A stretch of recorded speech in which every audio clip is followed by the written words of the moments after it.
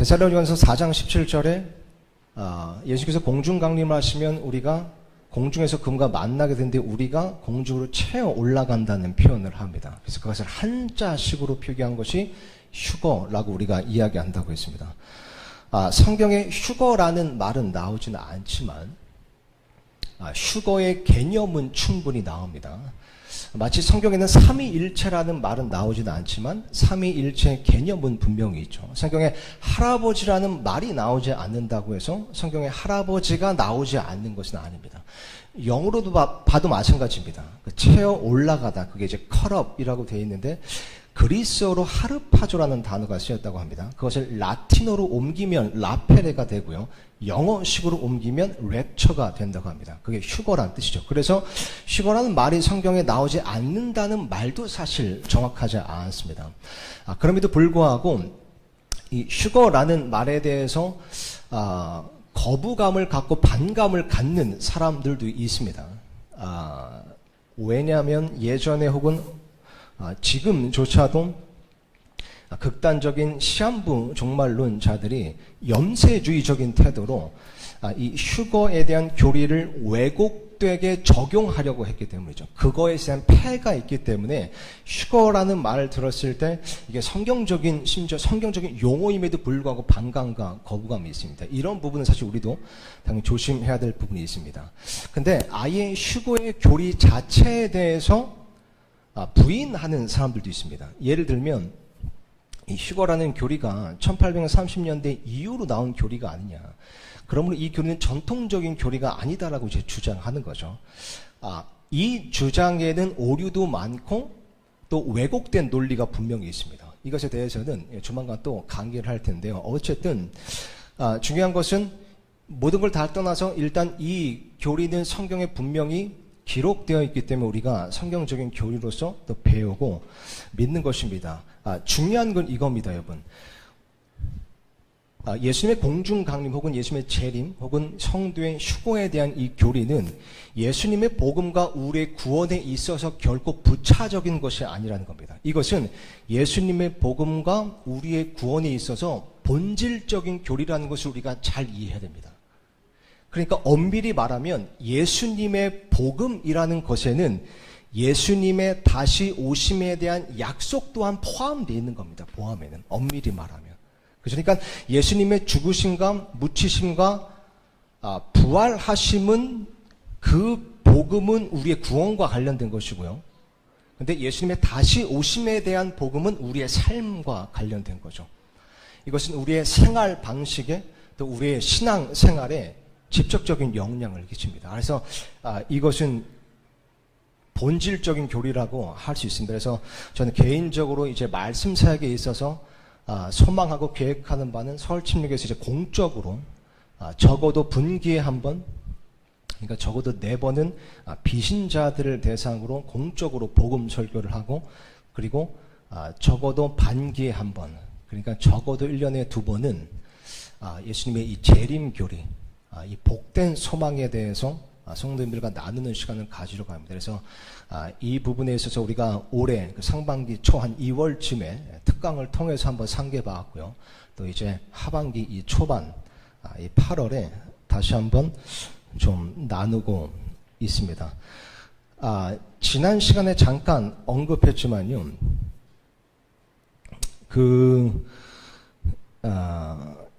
사도 바울이 데살로니가 도시에 있을 때 데살로니가 사람들에게 복음을 전했고 구원받는 사람들로 인해서 데살로니가 교회가 세워졌습니다. 그런데 사도 바울이 그들에게 복음을 전하고 그들과 3주만 같이 있었다고 쓰여 있습니다.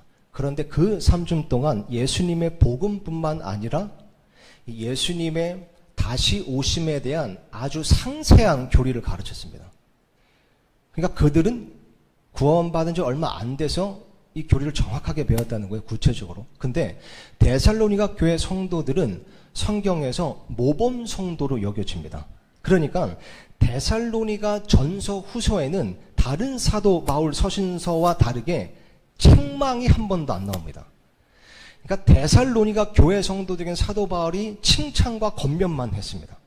굉장히 모범적인 성도죠. 그런데 데살로니가전서 말씀을 보면 그들이 그렇게 모범적인 크리스천으로서 모범적인 삶을 산 이유에는 그들이 예수님의 다시 오심에 대한 교리를 굳게 붙들었기 때문이라고 쓰여 있습니다. 데살로니가전서 1장 말씀을 먼저 볼 텐데요. 이렇게 쓰여 있습니다. 너희는 6절부터입니다. 많은 고난 속에서 성령님의 기쁨과 더불어 많은 고난이 있었음에도 불구하고 기쁨이 있었답니다. 데살로니가 교회 성도들은 많은 고난 가운데서도 기쁨을 누렸대요.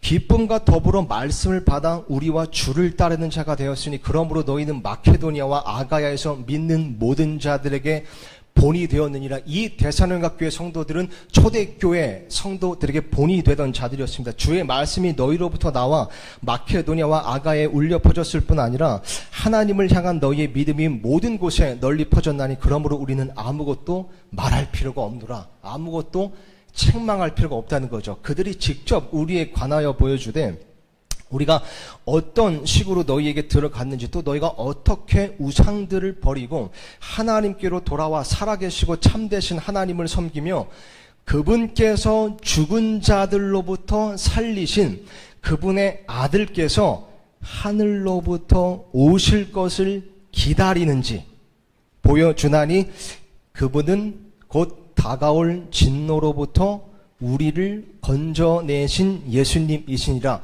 여기 중요한 게 두 가지가 있습니다. 일단 보니까 다가올 진노로부터 우리를 건져내신 예수님이래요. 이 다가올 진노는 그 크고 두려운 주의 날 7년 환란기 그 심판을 이야기하는 거잖아요. 그것으로부터 구원받은 자를 이미 건져내신 예수님이라는 겁니다. 과거형이죠. 이미 건져내신 겁니다. 구원받은 자는 이미 그 다가올 심판 진노로부터 건져내신 겁니다.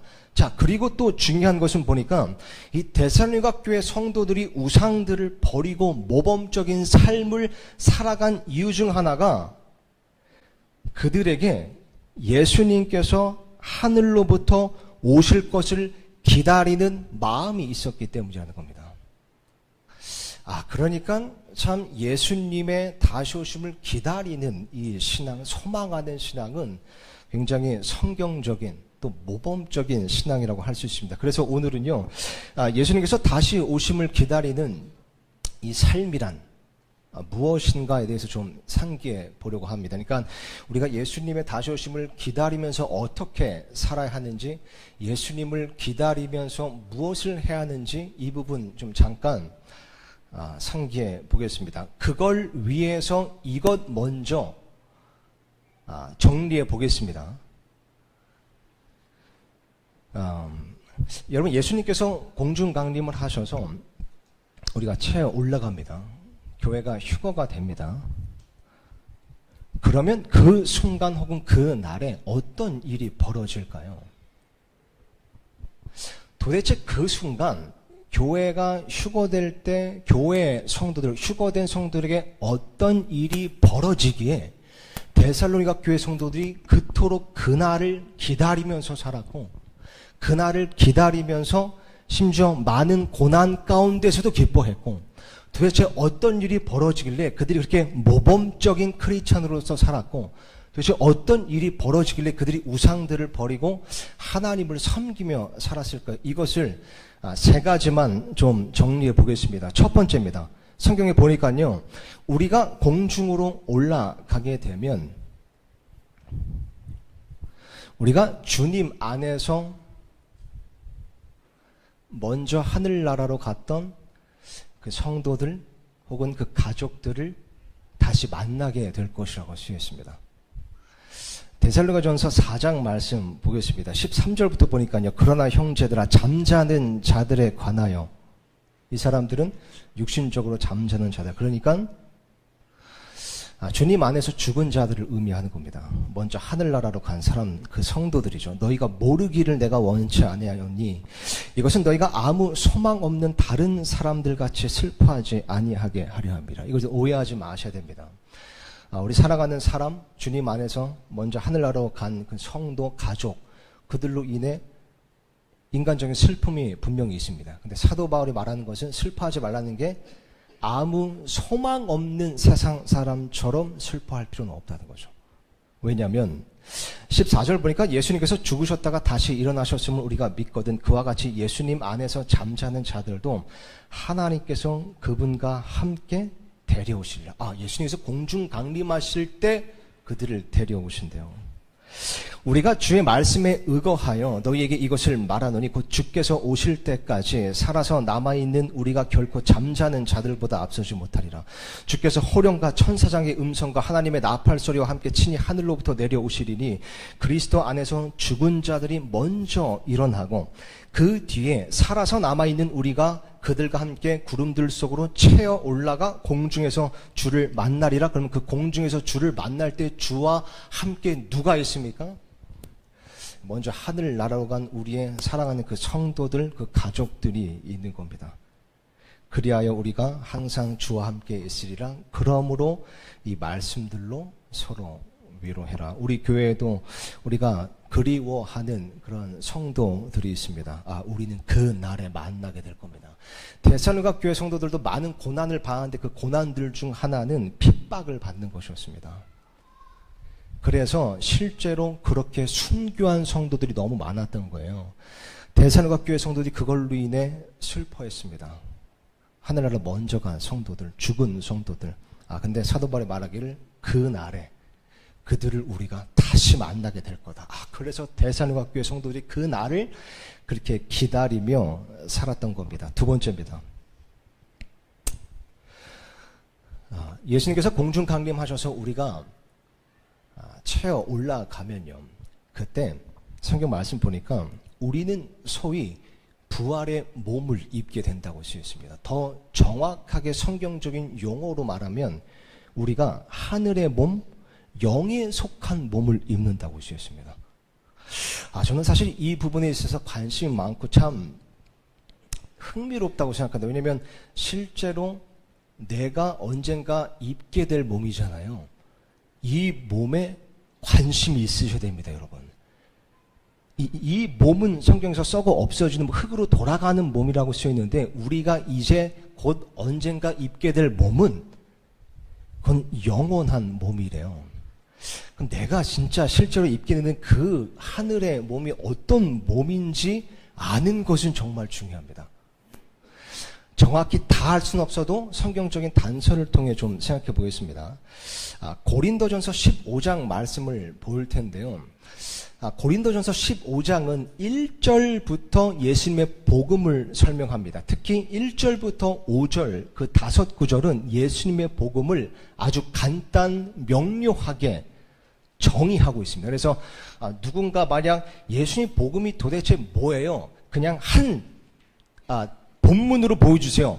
그러면 고린도전서 15장 1절에서 5절을 보여주시면 됩니다. 그래서 고린도전서 15장은 예수님의 복음을 이야기합니다. 그리고 이어서 더불어 성도의 부활과 성도의 휴거를 이야기합니다.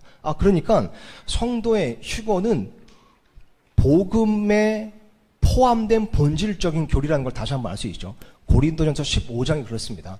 다 읽어보면 좋지만 시간상 51절부터 볼 텐데요. 앞뒤 문맥을 비교해보면 성도의 휴거를 이야기하는 겁니다. 특히 데살로니가전서 4장 말씀과 비교해보면 지금 이 51장부터 얘기하는 이 사건, 이 날은 예수님의 공중 강림 그리고 성도의 휴거를 의미하는 겁니다. 그 대목에서요. 그 대목에서 51절 보니까 이렇게 쓰여 있습니다. 보라, 내가 너에게 한 신비를 보이노니. 데살로니가전서 4장에서 말한 사도 바울의 그 교리, 그것은 신비라고 이야기한 겁니다. 그러니까 구약 시대 때는 드러나지 않았는데 이제 신약 시대 때 성경 말씀을 통해 드러나게 된 미스테리라는 거죠. 분명히 드러나게 된 겁니다.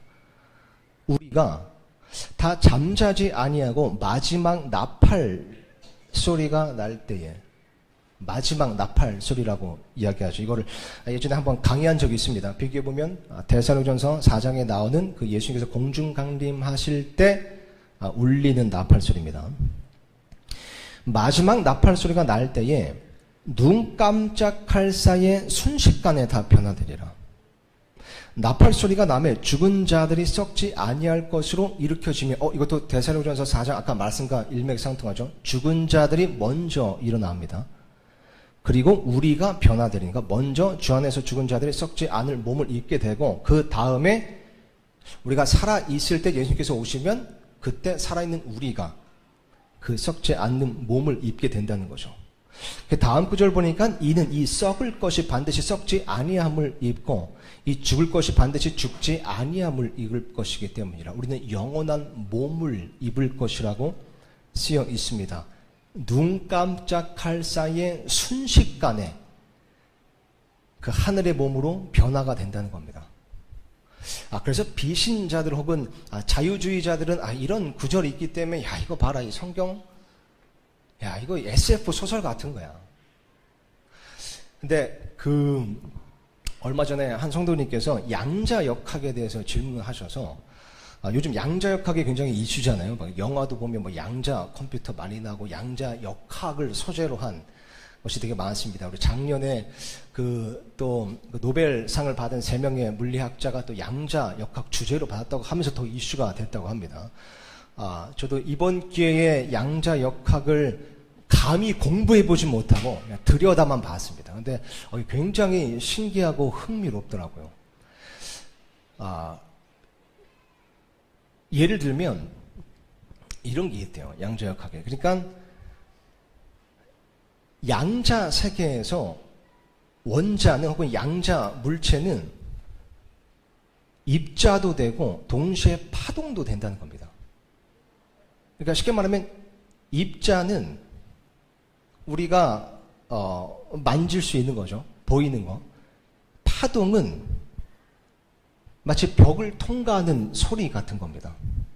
그래서 파동은 벽을 통과할 수 있죠.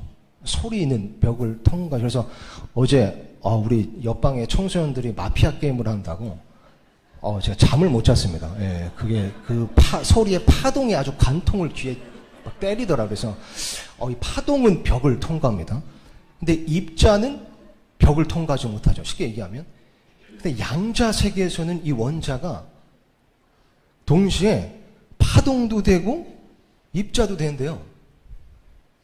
그래서 이 이론이 실험으로 증명이 돼서 과학 법칙입니다. 근데 어느 과학자도 왜 이런 현상이 있는지는 아직도 밝혀내지 못하는 그런 양자역학. 그래서 양자역학을 정확히 이해할 수 있는 사람 한 사람도 이렇게 또 이야기를 하더라고요. 근데 양자역학은 과학적 법칙이고 증명된 이론이고 실험과 일치하기 때문에 사실 우리가 쓰는 모든 전자기기들이 다 이 양자역학의 원리를 기반으로 개발되었다고 합니다. 그래서 우리 삶의 어느 곳에나 이 역학이 되고 사실 모든 물체와 생명체는 다 양자로 이루어져 있잖아요. 이제 양자역학, 사실 아까 언급한 작년에 노벨상을 받은 부분은 이 양자 얽힘이라고 하는데요. 그래서 양자 순간이동을 실험해냈다는 겁니다. 그래서 물리학 노벨상을 받았대요. 양자 세계에서 원자가 순간이동을 할 수 있대요. 그러니까 사실 모든 생명체와 물체를 하나님께서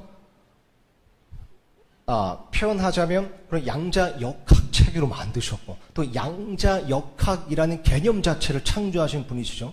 그러면 그 양자역학을 주관하시고 창조하신 하나님이라면 불가능한 게 없으신 겁니다. 그래서 심지어 이 과학자들도 이 양자역학이라는 것을 미시적 세계의 미시적 물리학으로 분류합니다. 그러니까 사람의 감각으로 식별할 수 없는 영역이라는 거예요. 영의 세계가 꼭 그렇죠. 영의 세계가. 그래서 이런 말씀, 이게 딱 보면 이게 거시적인 이런 환경에서는 거시적인 세계에서는 있을 수 없는 현상이지만 분명히 있는 형상입니다. 그렇다면 심지어 이 구절은 양자역학적으로도 충분히 가능한 겁니다. 자, 이거를 염두에 두시고요. 이 하늘의 몸에 대해서 우리가 입게 되는 하늘의 몸에 대해서 우리가 꼭 기억해야 될 아주 중요하고 또 흥미로운 것 하나를 좀 생각해 보겠습니다.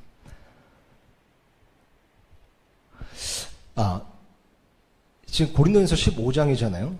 그 이제 위에 구절 올라가서 다시 보면 우리가 입게 되는 이 부활의 몸에 대해서 어떤 특성이 있습니다. 그 특성을 이야기합니다. 39절부터 보겠습니다. 자, 이 말씀을 한번 잘 보겠습니다. 모든 육체가, 이게 이제 성도들이 입게 되는 하늘의 몸, 영에 속한 몸에 대해서 얘기한 건데, 모든 육체가 같은 육체는 아니니, 한 종류는 사람의 육체여, 다른 것은 짐승의 육체여, 다른 것은 물고기의 육체여, 다른 것은 새 육체니라. 또한 하늘에 있는 몸들도 있고 땅에 있는 몸들도 있으나 하늘에 있는 것들의 영광이 이러하며 땅에 있는 것들의 영광이 저러하니라. 하늘에 몸들이 있고 땅에도 몸들이 있죠. 하늘의 몸들에도 영광이 있고 땅의 몸들에도 영광이 있다. 땅의 몸들의 영광이 있다? 뭐 쉽게 예를 들면 이런 걸 겁니다. 아, 막 진짜 운동을 너무 열심히 해서 몸매가 되게 좋아요. 그러면 그 좀 물렁물렁한 몸보다는 영광이 좀 크겠죠. 그죠?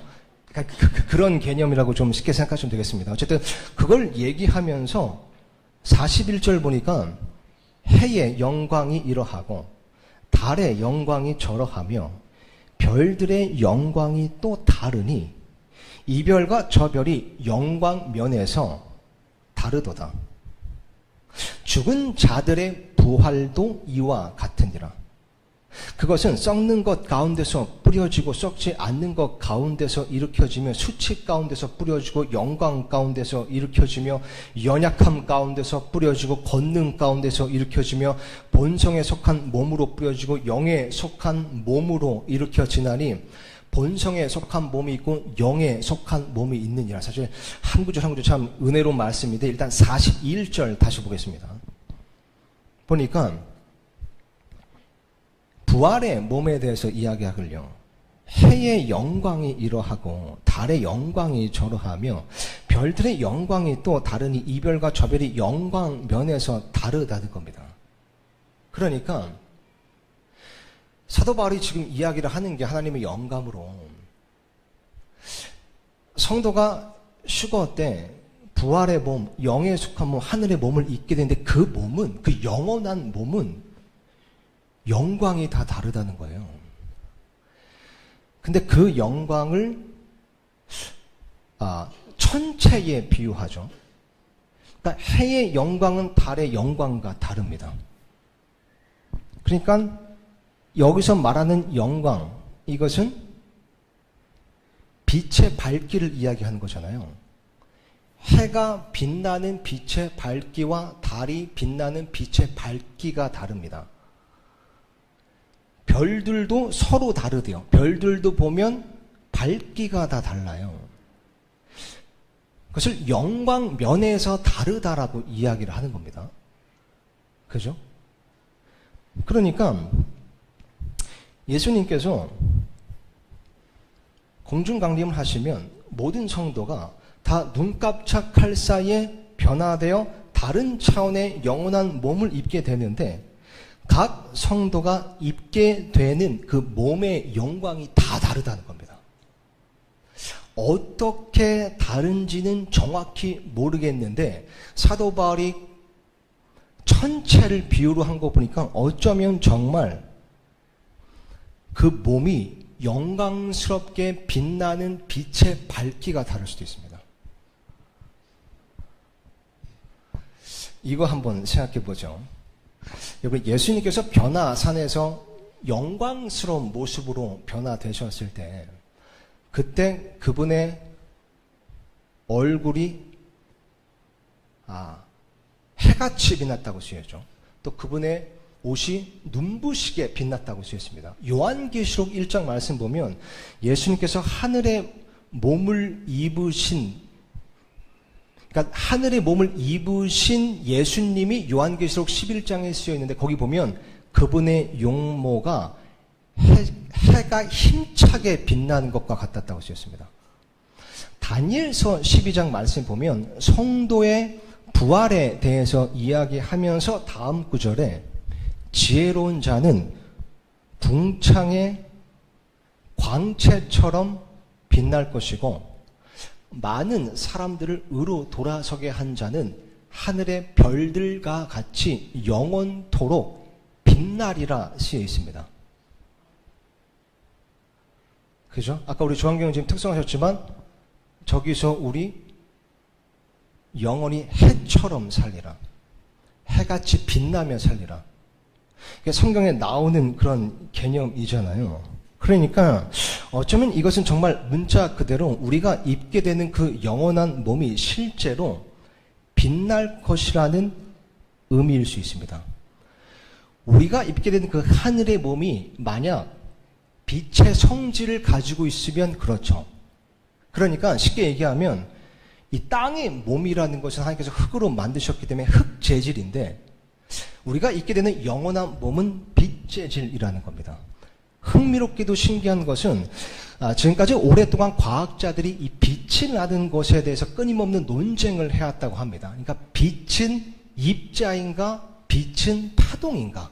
그런데 양자 역학으로 인해서 빛은 동시에 입자도 되고 파동도 된대요. 입자와 파동의 이중성을 지니고 있다는 겁니다. 근데 한번 생각해 보세요. 예수님께서 부활을 하셨습니다. 그리고 제자들을 찾아오셨죠. 근데 제자들이 방문을 잠그고 밀실에 숨어 있었습니다. 근데 예수님께서 마치 파동처럼 벽에 제약을 받지 않고 파동처럼 그곳을 들어오셨죠. 그런데 그 예수님을 입자처럼 사람들이 만졌습니다. 그러니까 예수님께서 입으신 그 부활의 몸 혹은 하늘에 속한 몸은 확실한 것은 입자와 파동, 표현하자면 그 이중성을 지니고 있는 겁니다. 근데 빛이 그렇다는 겁니다. 그래서 어쩌면 정말 우리가 입게 되는 그 몸은 그런 빛의 성질을 가지고 있을 수도 있습니다. 그죠? 근데 분명한 것은 우리가 그 영에 속한 몸, 그 영원한 몸을 입게 되는데 그 몸의 영광이 사람마다 다 다르다는 겁니다. 쉽게 얘기하면 제가 좀 도전적으로 얘기하면 여기 있는 우리 중에 누구는 누구보다 더 빛날 겁니다. 저같이 부족한 사람은 누구보다 덜 빛날 겁니다. 실제로 몸이 덜 빛나고 더 희미하게 빛날 수도 있습니다. 근데 그 상태로 영원히 사는 거죠. 그 밝기가 이 세상에서 크리스찬으로서 어떻게 살았는지에 따라 결정이 된다는 겁니다. 그 밝기가. 그래서 흥미로운 구절은 또 이 구절인데요. 고린도서 14장 말씀 보면 이렇게 써 있습니다. 고린도서 4장 16절부터 볼 텐데 이런 까닭으로 우리가 낙심하지 아니하노니 우리의 겉사람은 썩어 없어져도 속사람은 날마다 새로워진도다. 고린도 교회 성도들 역시 고난을 당하고 있었습니다. 사도 바울도 고난을 당하고 있었습니다. 근데 낙심하지 않는데요. 왜냐하면 역시 부활의 몸을 생각하기 때문이라는 거죠. 17절 보면 이는 단지 잠시 존재하는 우리의 가벼운 고난이 우리를 위해 훨씬 뛰어나고 영원한 영광의 무거운 것을 이루기 때문이라. weight라고 쓰였습니다. 무게. 영광의 무게가 있대요. 고난이 영광의 무게를 이룬대요.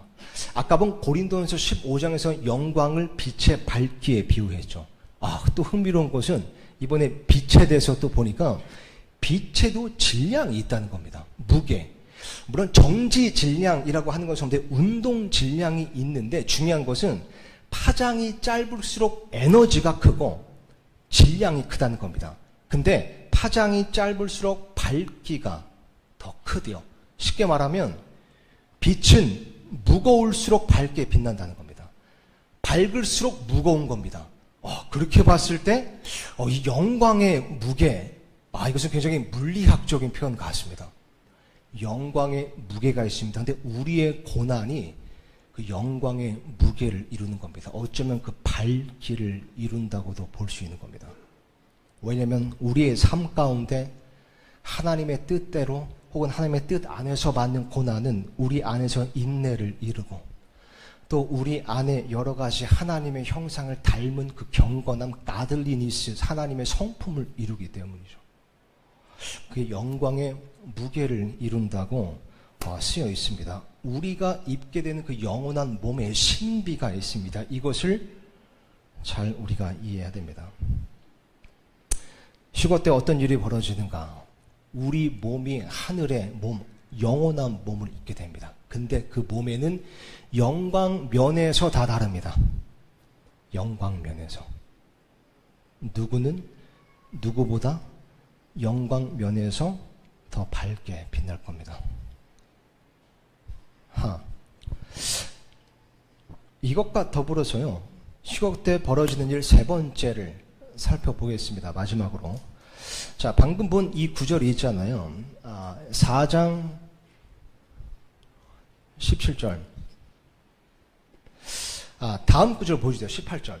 17절, 그 다음 구절이 18절인데, 우리는 보이는 것들을 바라보지 아니하고 보이지 아니하는 것들을 바라보나니 보이는 것들은 잠깐 있을 뿐이나 보이지 아니하는 것들은 영원하니라. 그래서 크리스찬들은 보이지 않는 영원한 것들을 바라보며 사는 겁니다. 이게 4장의 마지막 구절입니다. 5장으로 넘어가면요, 이 주제를 이어서 성도의 부활, 그리고 성도의 부활의 몸을 이야기합니다. 그러니까 5장은 요것과 이어지는 거예요. 5장 말씀 보겠습니다. 1절부터 보니까요, 만일 땅에 있는 우리의 이 장막집이 해체되면, 땅에 있는 우리의 이 몸을 이야기하는 겁니다. 하나님의 건물 곧 손으로 지은 집이 아니요 하늘들에 있는 영원한 집이 우리에게 있는 줄 우리가 아느니라. 하늘의 몸이 있다는 거죠. 그 영원한 몸. 이 장막 안에서 우리가 신음하며, 그죠? 우리가 이 몸, 이 땅의 몸 가운데 거하면서 여러모로 신음하잖아요. 근데 하늘로부터 오는 우리의 집으로 옷 입기를 간절히 원하노니, 하늘의 옷을 입기를 간절히 원한다고 사도 바울은 이야기하는 겁니다. 이게 복된 소망이고 어떤 면에서 재림신앙입니다. 3절 보니까 우리가 옷 입고 있으면 벌거벗은 채 드러나지 아니하리라. 이 장막 안에 있는 우리가 짐을 진 채 신음하는 것은 우리가 벗으려 함이 아니요 입으려 함이니 이것은 죽을 것이 생명에게 삼켜지게 하려 하며, 이렇게 표현하네요. 여기서는 하늘의 몸이 땅의 몸을 삼키는 겁니다. 그 순간에, 그 날에. 그런데 바로 그 일을 위해 우리를 다듬으시고, 하나님께서 그 일을 위해 우리를 다듬고 계신데요. 그 영광의 몸을 입는 그 일을 위해 우리를 지금 다듬고 계신다는 거죠. 또한 우리에게 성령을 보증으로 주신 분은 하나님이시니라. 그러므로 우리는 항상 확신에 차 있으며 우리가 몸 안에서 집에 거하는 동안에는 주로부터 떨어져 있는 줄 아노니 우리는 믿음으로 걷고 보는 것으로 걷지 아니하노라. 내가 말하노니 우리는 확신에 차 있으며 오히려 몸을 떠나 주와 함께 있기를 원하노라. 그러므로 우리는 함께 있든지 떨어져 있든지 그분께서 받아주시는 자가 되려고 수고하노니 이는 우리가 반드시 다 그리스도의 심판석 앞에 나타날 것이기 때문이라. 이로써 각 사람이 좋은 것이든 나쁜 것이든 자기가 행한 것에 따라 자기 몸 안에서 이루어진 것들을 받으리라. 이 세상에서 우리가 행한 것에 따라 자기 몸 안에서 이루어진 것들을 받는다는 겁니다. 저는 이것을 세 가지로 해석할 수 있다고 봅니다. 첫 번째는 이 번역 그대로 이 세상에서 우리가 이 몸 안에서 행한 것에 따라 이루어진 것들을 받는다는 겁니다. 그렇게 볼 수 있고, 또 이제 영어 문법적으로 보면요. 또 두 번째는 자기가 행한 것에 따라 자기 몸 안에 이루어진 것들을 받는다고도 해석할 수 있죠. 세 번째로는 자기가 행한 것에 따라 부활의 몸 안에 이루어진 것을 받는다고도 볼 수 있습니다. 이것은 나중에 한 번 더 좀 설명을 할 텐데요. 아무튼 지금 보니까 중요한 것은 자기가 행한 것에 따라 이루어진 것을 받는 겁니다. 그리스도의 심판석에서. 자기가 행한 것에 따라 이루어진 것. 이것을 고린도전서 3장에서는요 이렇게 설명합니다. 우리가 세상에서 행한 일들 가운데 마치 금이나 은이나 보석처럼 썩어 없어지지 않는 그런 영원한 가치가 있는 일들이 있고 열매들이 있으면 그게 영원한 보상으로 이루어진다고 이야기를 해요. 그런데 반면에 그런 일들이 없고 나무나 건초나 집처럼 썩어 없어지는 일들만 있으면 보상의 상실을 당한다고 고린도전서 3장에 쓰였습니다. 그래서 로마서 14장에 보면 그리스도의 심판석을 그리스도인들의 회개보고하는 날이라고 쓰였습니다. 이 땅에서 크리스천으로서 우리가 어떻게 살았는지 그리스도의 심판석에 앉아 계신 예수님 앞에서 각 사람이 회개보고를 하는 시간인 겁니다. 근데 그 그리스도의 심판석이 어느 시점에 일어난다고 쓰여져? 방금 읽은 고린도후서 5장 말씀 보니까 이 문맥이 어디서 지금 나온 거죠? 부활의 몸을 입게 되는 거. 하늘의 몸을 입게 될 때 그리스도의 심판석이 있는 겁니다. 그러니까 예수님께서 공중 강림하셔서 성도가 휴거가 되면 우리가 먼저 주님 안에서 하늘로 간 사람들과 재회하게 됩니다. 또 우리가 영원한 몸을 입게 됩니다. 그리고 우리가 그 순간 그리스도의 심판석 앞에 서게 되는 겁니다. 그리스도의 심판석 앞에 그때 서게 되는 겁니다. 그래서 고린도전서 1장에 보면 이런 말씀이 있습니다. 7절부터 보니까요. 이로써 너희가 어떤 선물에도 뒤처지지 아니하면 우리 주 예수 그리스도의 오심을 기다리고 있는데 이건 뭐 데살로니가 교회 성도뿐만 아니라 고린도 교회 성도들도 예수 그리스도의 오심을 다 기다리는 신앙을 갖고 있었습니다.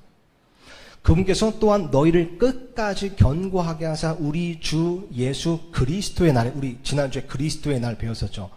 너희가 책망받을 것이 없게 하시리라. 그 그리스도의 날, 예수님의 공중간미 성도의 휴거 때 예수님께서 우리를 책망하시는가 칭찬하시는가 보상을 받는가 보상의 상실을 당하는가가 그때 그리스도의 심판석에서 그 순간 그날에 결정이 되는 겁니다. 휴거 때 이 일도 벌어집니다. 그러니까 휴거 때 벌어지는 일을 다시 정리하자면요. 첫 번째, 주님 안에서 먼저 하늘 날아간 사람들을 만나게 될 겁니다. 그리고 휴거 후 1초 만에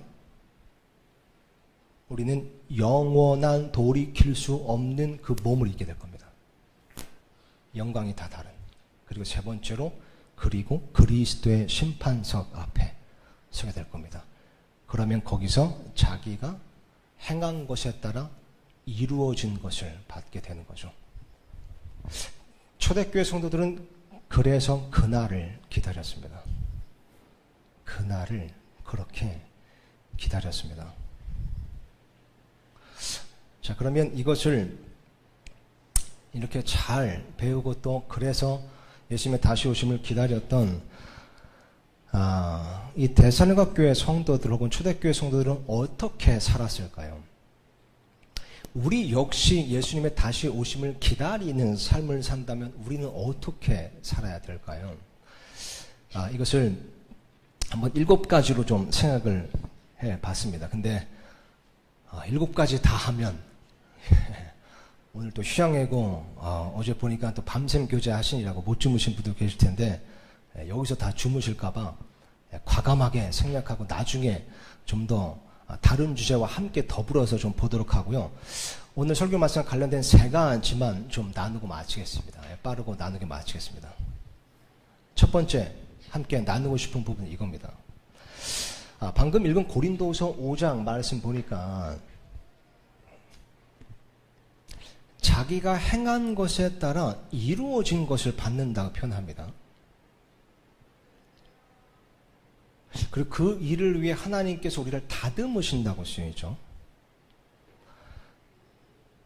엄밀히 말하면 우리가 행한 것에 따라 받는다기보다 행한 것에 따라 이루어진 것을 받는다는 겁니다. 그러니까 마치 이것은 그리스도의 심판석 앞에 섰을 때 예수님께서 너 이거 했지, 이거 안 했지, 너 이거 했는데 이거를 3번 했어? 5번 했어? 그럼 너 그만큼 5개의 선물 뭐 이런 차원이 아니라 결국 행한 것에 따라 이루어진 것들을 봤는데요. 사실 성경 말씀 보면 하나님께서 주신 명령들이 많고, 사실 그것은 하나님을 사랑하는 것, 또 이웃을 사랑하는 것 두 가지로 이제 정리가 되지만, 디테일하게 봤을 때 어떤 것들은 우리가 참 지키기 어려운 것들, 또 어떤 명령은 참 이래서 효과가 있나, 혹은 이 명령을 지킬 수나 있나, 이런 명령들도 있을 겁니다. 근데 보면요, 그래서 어떤 명령들은 내가 이걸 지키려고 해봤지만 또 실패하고, 해봤지만 또 넘어지고, 이런 것들도 있는데, 참 놀랍게도 지난 날들을 돌아보면 그런 고군분투 속에서 내가 눈에 보이는 그 명령들을 지키고 순종하고 행했을 때 눈에 보이는 효과들은 사실 잘 없는 것 같은데, 가만 보면 뭔가 이루어지는 것은 있는 것 같습니다. 내가 이렇게 행한 것에 따라 뭔가 이루어지는 것은 좀 있는 것 같습니다. 심지어 명령을 지키는 것에 실패함을 통해서 어쩌면 겸손함이 이루어질 때도 있고요. 혹은 온유함이, 누군가는 온유함, 모세 같은 경우는 온유함이 이루어졌습니다. 어느 정도 하나님의 형상을 닮은 것들이 이루어지기도 하죠. 또 신앙생활을 되게 오래 하신 분들을 보면 그게 더 두드러집니다. 혹은 어떤 통해하는 마음이 이루어지기도 하고 상한 영이 이루어지는, 그러니까 뭔가 이루어지는 건 있습니다. 행한 것에 따라 이루어지는 것들, 그것들을 받는다고 있는 겁니다. 그래서 보면 사실 진짜 중요한 것은 내가 그것을 행하는 그 사실보다 내가 그것을 행함으로써 내 안에 무엇이 이루어지고 있는가?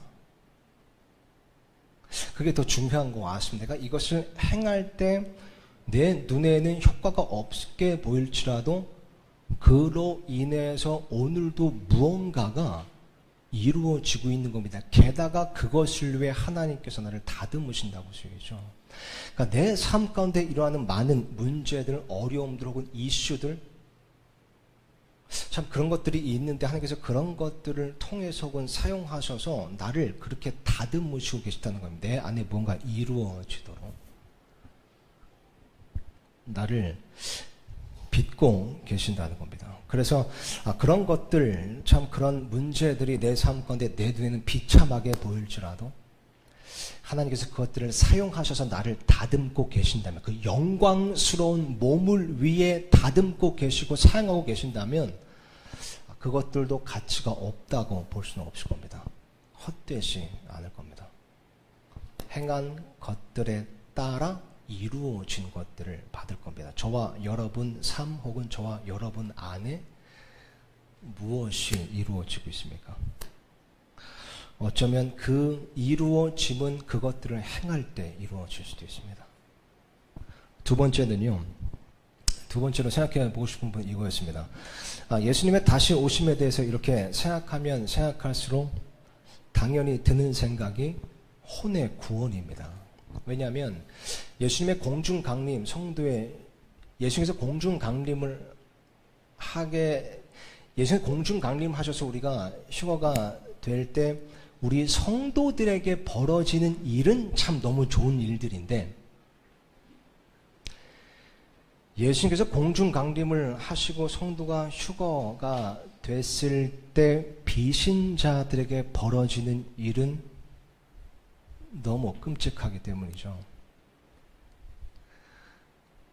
그것은 다가올 진노라고 쓰였습니다. 하나님의 진노, 그 심판의 환란이 그때 벌어지게 되는 겁니다. 그래서 당연히 이런 것들을 생각할 때 전 그날이 기다려지면서도 우리 주위에 아직 구원받지 못한 사람들이 떠오릅니다. 또 예수님께서 우리에게 명령하시고 또 주셨던 그 예수님의 증인이 되라는 그 사명이 떠오릅니다. 그래서 우리가 이것을 위해서 기도하고 또 나름 각자의 삶에서 노력하고 있지만, 오늘 이 자리를 빌어서 또 이 시간을 빌어서 두 가지를 교회적으로 좀 기도 요청하려고 합니다. 첫 번째는요, 빠르면 9월 아니면 늦어도 10월에는 또 한 번 복음 집회 시간을 좀 가지려고 합니다.